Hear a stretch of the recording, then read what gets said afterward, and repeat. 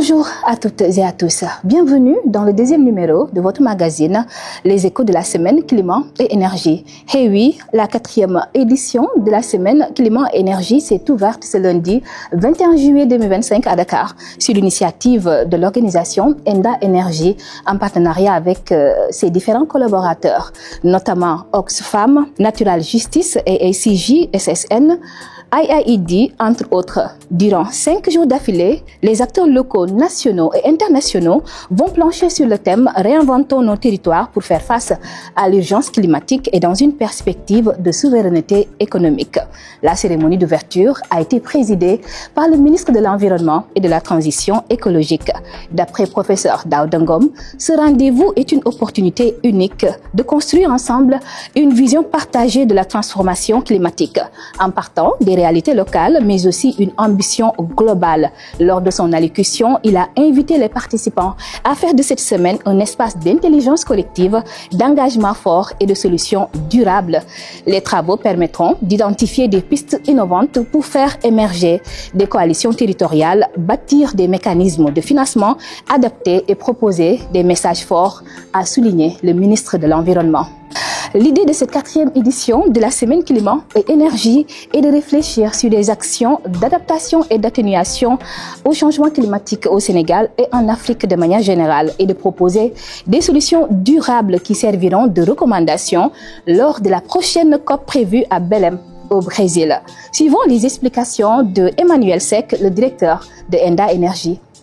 C'est une plateforme que nous avons institutionnalisée pour permettre chaque année aux acteurs non étatiques de converger à travers des propositions pour permettre au moins de faire le bilan déjà de la précédente conférence des parties sur le changement climatique, mais d'arriver avec des propositions pour la prochaine, c'est-à-dire nous préparer nos gouvernements, co-construire avec les communautés pour avoir des recommandations fortes. Des recommandations fortes orientées sur les questions d'adaptation, sur les questions de justice climatique, sur les questions de finances climatiques, sur les questions d'atténuation des pertes et dommages et effectivement des solutions portées par, avec et pour les populations. Vous l'avez deviné, pour cette édition, l'accent est surtout mis sur le rôle des collectivités territoriales dans le renforcement de l'action climatique.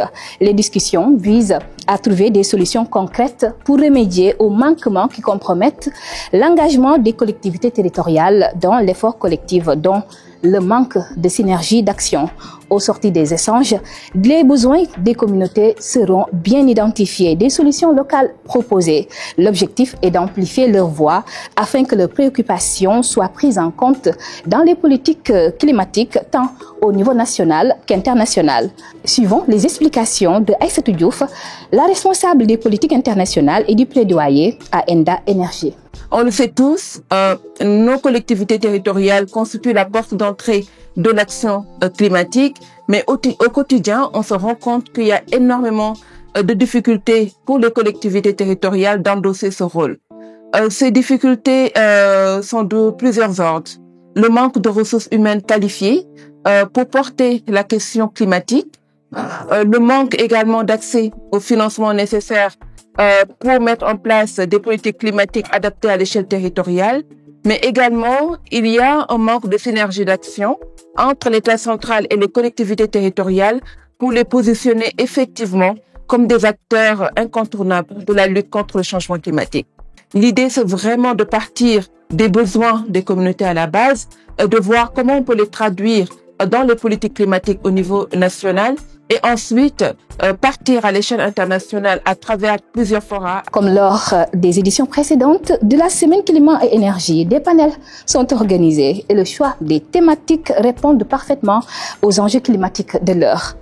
Repenser la planification territoriale pour renforcer la résilience, c'est le thème de la première journée. À l'occasion, l'architecture institutionnelle des collectivités territoriales a été revisitée. Un premier panel animé par des acteurs, dont des maires. C'était le lieu d'évaluer les atouts du cadre institutionnel qui permet aux communes d'agir efficacement pour contrer les effets du changement climatique. Maguette Sène, le maire de Malicounda, était l'un des panélistes. Il a plaidé pour l'accès des collectivités territoriales au financement climatique. Je crois que la question de l'action des mairies, ce n'est même pas un environnement juridique. Parce que de ce point de vue-là, le problème est réglé.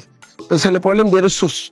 Puisque les compétences qui ont été transférées aux communes, il n'y a pas un transfert concomitant, comme prévu par la loi, des ressources nécessaires à l'exercice de ces compétences, notamment environnementales. La gestion environnementale demande beaucoup de moyens. Un reboisement, ça coûte énormément d'argent. Un programme d'éducation environnementale, c'est coûteux. La gestion des déchets, c'est encore plus coûteux. Le littoral, les régions côtières, toutes ces questions-là demandent énormément de moyens que les communes n'ont pas. Donc, d'où l'intérêt quand même de faire un plaidoyer fort au niveau des organisations internationales, au niveau de l'État, pour que les communes soient accompagnées pour gérer efficacement leur environnement. Voilà, c'est tout pour le deuxième numéro de votre magazine Les Échos de la semaine Climat et Énergie. Rendez-vous demain pour un nouveau numéro, bien sûr, autour d'une nouvelle thématique.